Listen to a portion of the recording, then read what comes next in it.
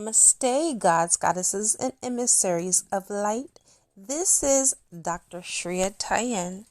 And if you are new to my channel, please like, subscribe, and do not forget to hit that notification bell so you can be updated on my latest and my current videos.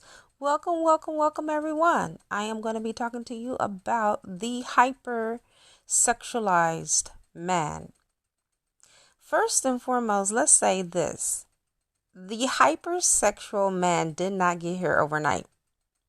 You are dealing with a distorted masculine who has unhealed wounds and trauma. You know, just as a child acts out when they don't get their way, in this same fashion, the distorted masculine acts out when they don't get their way or when they feel abandoned. Behind every hypersexualized man, there are core wounds that are unhealed. There are shadows that have not been addressed. There are triggers that are often set off, whether known or unknown. And unbeknownst to their partners may trigger them more than anyone that they know, besides, you guessed it, the Oedipus complex is what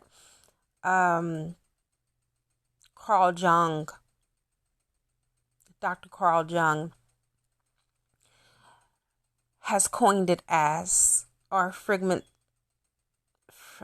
Sigmund Freud, So, the Oedipus complex is the man who kind of like is in a sparring game with his father for the mother. My mommy.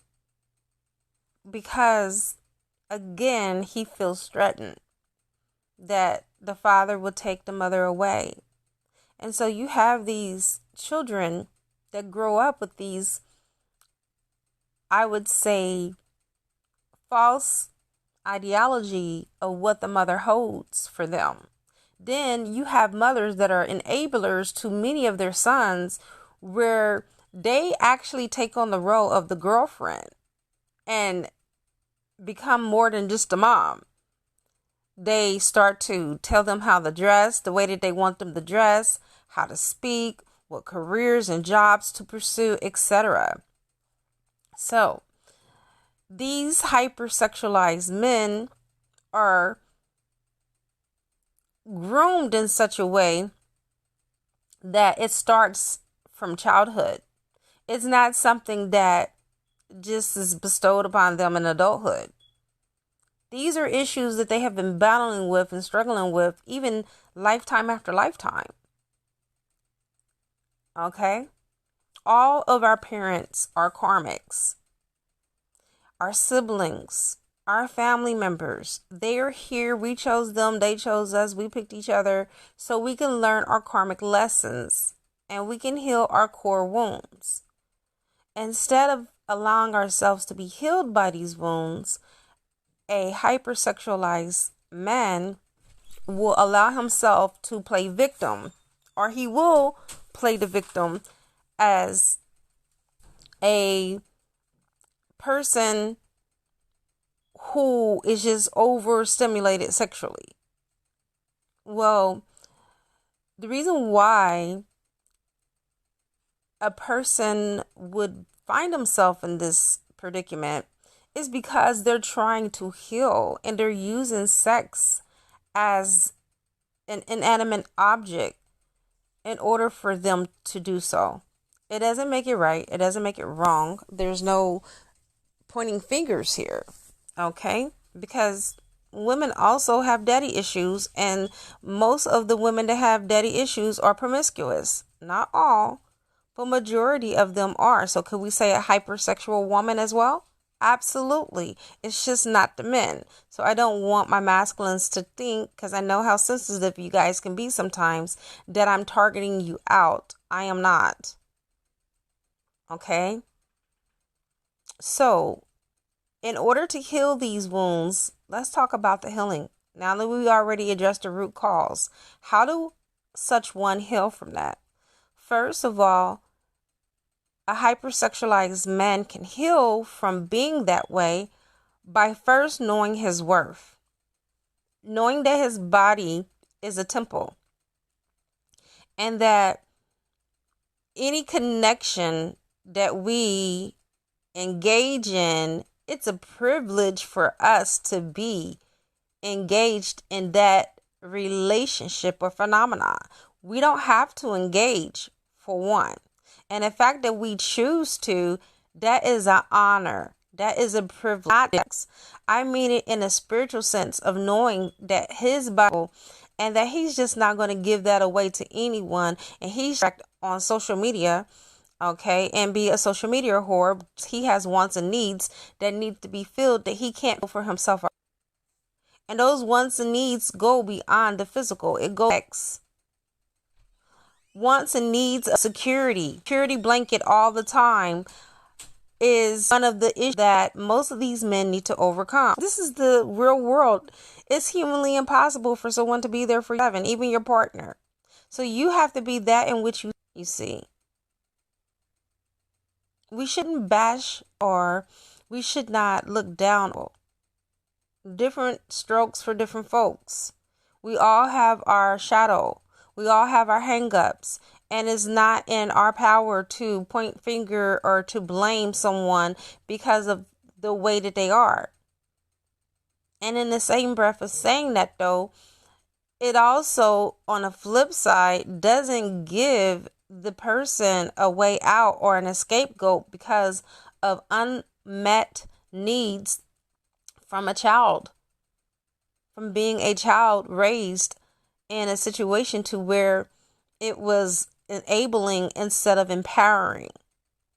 Because most of these men, believe it or not, feel disempowered, and so they use sex as a weapon. I know men that are hypersexual, that even though they're hypersexual, they can also use sex against you and not give you sex and willfully withhold it. Because again, they use sex as a weapon. Just because they're overstimulated don't mean that they have to be stimulated by you. Don't get it twisted. Don't think that, oh, I have a hypersexual man and I have a high sex drive, so yay, this is really good for me. No, it's not good to have a hypersexualized man around your children. They'll, push the envelope. They'll walk around with their shirt off. They'll walk around in their underwear around your children. You have to be very careful, especially ladies that have children, whether they're male or female, it doesn't matter.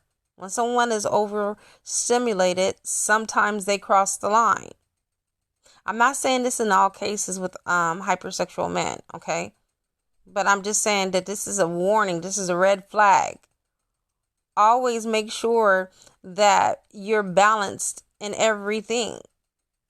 Being hypersexual doesn't mean that this is the plague, okay, the black plague, that you're going to have this all your life.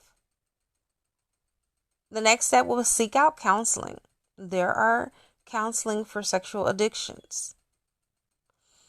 I can tell you, most men that are hypersexual, even if they don't seek out counseling, working on those core wounds, working on not feeling good enough and not feeling enough at all, these things will deter you from doing what is good for you. So we need to next change the way that you think. Change your perspective about yourself. Okay? You don't have to always equate feeling good with sex. Oh, I feel so much better after I have sex, because you dominated someone or you overpowered someone.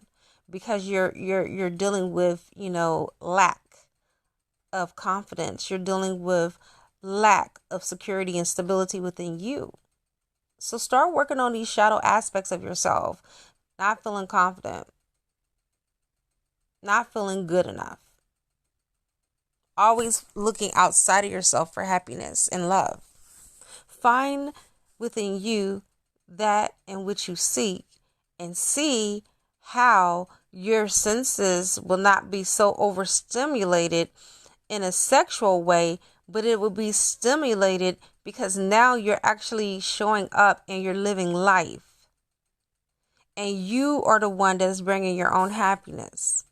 No female, not even your mother, is burdened or obligated to give you the happiness in which you seek. That is a inner work. That is an inside job. So within, so without. So when you're happy in the inside, you're going to be happy on the outside, and you're not going to always need that physical stimulation in order for you to feel like a man. All right. I hope this helps someone. Please like, share, comment, subscribe. And that is spreading good karma. I appreciate you all. Namaste.